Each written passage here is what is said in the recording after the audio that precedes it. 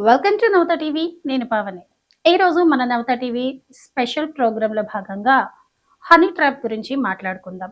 అసలు ఈ honey trap అంటే ఏంటి? చదువుకున్న వాళ్ళే ఎక్కువ ఎందుకు దీనికి బలవుతున్నారో ఒక్కసారి మనం ఈరోజు తెలుసుకునే ప్రయత్నం చేద్దాం. అయితే ముందుగా విశ్లేషణలోకెళ్తే, మీకు తెలియని అందమైన ముఖం నుంచి వచ్చే వీడియో కాల్ మీ జీవితాన్ని చీకటిమయం చేయబోతోందని మీకు తెలుసా? నేటి డిజిటల్ ప్రపంచంలో మనిషికి మధ్య దూరం తగ్గినా, మోసగాళ్ళకి, బాధితులకి మధ్య దూరం కేవలం ఒక క్లిక్ దూరంలోనే ఉంది. అందమైన ముఖం, తీయని మాటలు, అపరిమితమైన ప్రేమ ఇవన్నీ ఒక వ్యక్తిని లొంగదీసుకోవడానికి ఆధునిక మోసగాళ్ళు విసురుతున్నటువంటి వలలు. దీనినే హనీ ట్రాప్ అంటారు.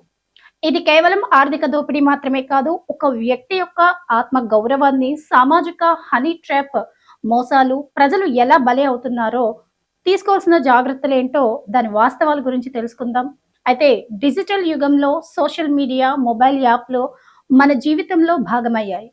అయితే ఇవే కొందరు మోసగాళ్లకు ఆయుధాలుగా మారాయి. ఇటీవల హనీ ట్రాప్ పేరుతో అనేక మంది బాధితులుగా మారుతున్నారు. ముఖ్యంగా ఉద్యోగులు, వ్యాపారులు, రాజకీయ నాయకులు, యువకులు ఈ మోసాలకు సులభంగా చిక్కుకుంటున్నారు. అసలు హనీ ట్రాప్ అంటే ఏంటి? ఒక ఆకర్షణీయమైన వ్యక్తి అంటే సాధారణంగా మహిళ లేదా పురుషుడు కావచ్చు. వాళ్ళు స్నేహం, ప్రేమ లేదా వ్యాపార సంబంధం పేరుతో దగ్గరయ్యి వ్యక్తిగత సమాచారం సేకరించడం, వీడియో కాల్స్ లేదా ఫోటోలు రికార్డ్ చేసి బ్లాక్‌మెయిల్ చేయడమే హనీ ట్రాప్. ఇక సోషల్ మీడియాలో తెలియని వ్యక్తి నుంచి వచ్చిన ఫ్రెండ్ రిక్వెస్ట్‌లను అంగీకరించడం, నకిలీ ప్రొఫైల్‌లను గుర్తించలేకపోవడం, వీడియో కాల్స్‌లో వ్యక్తిగతంగా ప్రవర్తించడం, భావోద్వేగాలకు లోనై వ్యక్తిగత రహస్యాలు చెప్పడం, ఒక్కసారి చిక్కుకున్నాక భయంతో డబ్బులు చెల్లించడం హనీ ట్రాప్ వెనుక ఉన్నటువంటి వాస్తవాలు. హనీ ట్రాప్ కేసులు ఎక్కువగా ఆన్‌లైన్ ద్వారానే మొదలవుతున్నాయి. మోసగాళ్ళు గ్యాంగ్‌లుగా పనిచేస్తారు.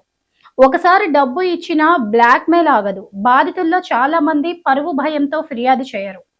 టెక్నాలజీ పరిజ్ఞానం లేకపోవడం ప్రధాన కారణం. అయితే దీనికి తీసుకోవాల్సిన జాగ్రత్తలు సోషల్ మీడియాలో తెలియని వ్యక్తులతో సన్నిహితంగా మెలగకండి. వీడియో కాల్స్‌లో వ్యక్తిగత ప్రవర్తనకు దూరంగా ఉండండి. వ్యక్తిగత ఫోటోలు, వీడియోలు పంపవద్దు. మీ సోషల్ మీడియా ప్రైవసీ సెట్టింగ్స్ కట్టుదిట్టంగా ఉంచండి. ఇక అనుమానాస్పద మెసేజ్‌లు వస్తే వెంటనే బ్లాక్ చేయండి. బ్లాక్‌మెయిల్‌కు భయపడకుండా పోలీసులకు ఫిర్యాదులు చేయండి. అసలు బాధితులు ఏం చేయాలో ఒక్కసారి తెలుసుకుందాం.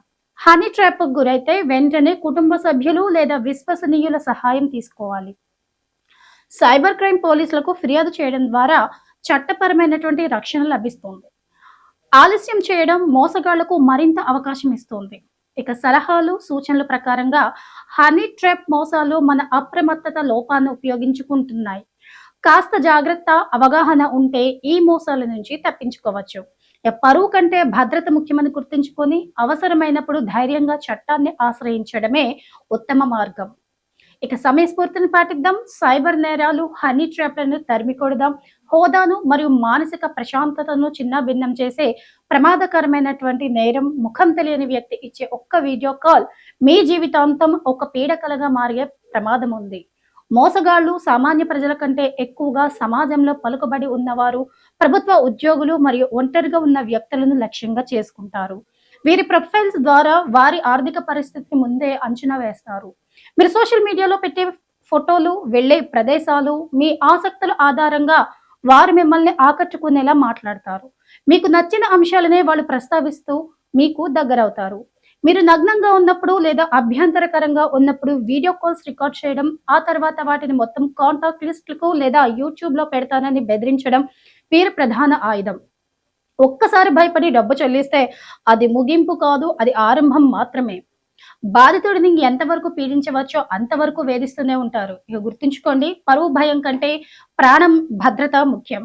హనీ ట్రాప్ అనే నేరంలో బాధితుడు కేవలం ఆర్థికంగానే కాదు, మానసికంగా కూడా కుంగిపోతాడు.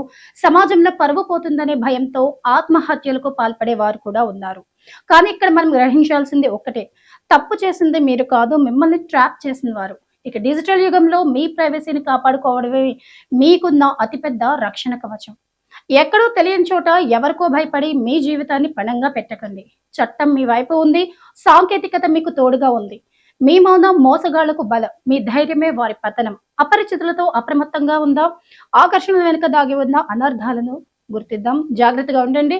డిజిటల్ స్వేచ్ఛను బాధ్యతగా వాడదాం.